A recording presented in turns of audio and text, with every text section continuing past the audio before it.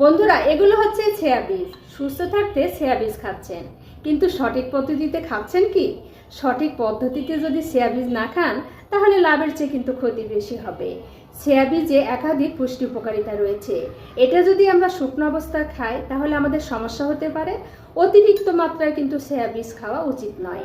বন্ধুরা, এই ছেয়া বীজে omega-3 fatty acid, phosphorus, potassium, antioxidant এবং প্রোটিনের জন্য কিন্তু খুবই জনপ্রিয়। দেহের ওজন কমাতে নিয়মিত যদি এই ছেয়া সিডস খাওয়া হয়, তাহলে কিন্তু অনেক উপকার পাওয়া যায়। এই ছেয়া সিডস আমরা স্মুদি হিসাবে, কর্নফ্লেক্সের সাথে, দুধের সাথে, চিড়ার সাথে, কলার সাথে অথবা পানির সাথে বিভিন্নভাবে কিন্তু খেয়ে থাকি। কিন্তু এই ছেয়া সিডস যদি আমরা সঠিক পদ্ধতিতে না খাই, তাহলে আমাদের শরীরে লাভের চেয়ে কিন্তু ক্ষতি বেশি হবে। বন্ধুরা, এই ছেয়া বীজ খাওয়ার সঠিক পদ্ধতি হচ্ছে, এই ছেয়া বীজ খাওয়ার 15 থেকে 20 মিনিট আগে পানিতে অথবা দুধের সাথে ভিজিয়ে রাখতে হবে। এটা পানিতে বা দুধের সাথে ভিজিয়ে রাখার পর যখন ফুলে উঠবে, তখন এটা খাওয়ার জন্য উপযোগী হবে। এটা যদি আমরা এই শুকনো অবস্থায় খাই, তাহলে লাভের বদলে আমাদের ক্ষতি হবে।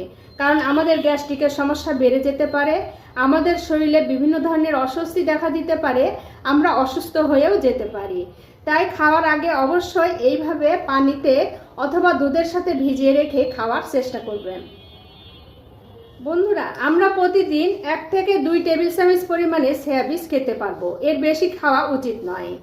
এটা পানিতে ভিজিয়ে রেখে দুধের সাথে, স্মুদি হিসাবে, মধুর সাথে, কর্নফ্লেক্সের সাথে বিভিন্নভাবে খাওয়া যেতে পারে।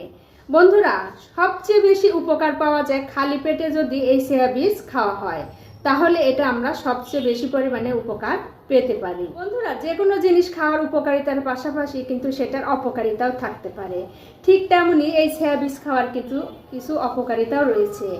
যেমন যারা কিডনি রোগী, তারা যদি এই ছেয়া বীজ খেতে চান, অবশ্যই একজন বিশেষজ্ঞ ডাক্তারের পরামর্শ নিয়ে খাওয়া উচিত।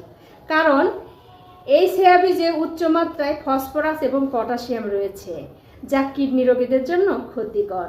তাই কিডনি রোগীরা ছেয়া বীজ খেতে চাইলে অবশ্যই ডাক্তারের পরামর্শ নিয়ে খাওয়া শুরু করবে। বন্ধুরা, যাদের অ্যালার্জি আছে এবং বদহজমের সমস্যা আছে, তারা যদি এই ছেয়া বীজ খান, অবশ্যই তাদেরও ডাক্তারের পরামর্শ নিয়ে কিন্তু খাওয়া শুরু করা উচিত। বন্ধুরা, আমরা নিয়মিত ছেয়া বীজ খাবো এবং সঠিক পদ্ধতিতে খাবো, এবং আমাদের শরীরের মধ্যে বিভিন্ন ধরনের রোগ প্রতিরোধ ক্ষমতা গড়ে তুলব।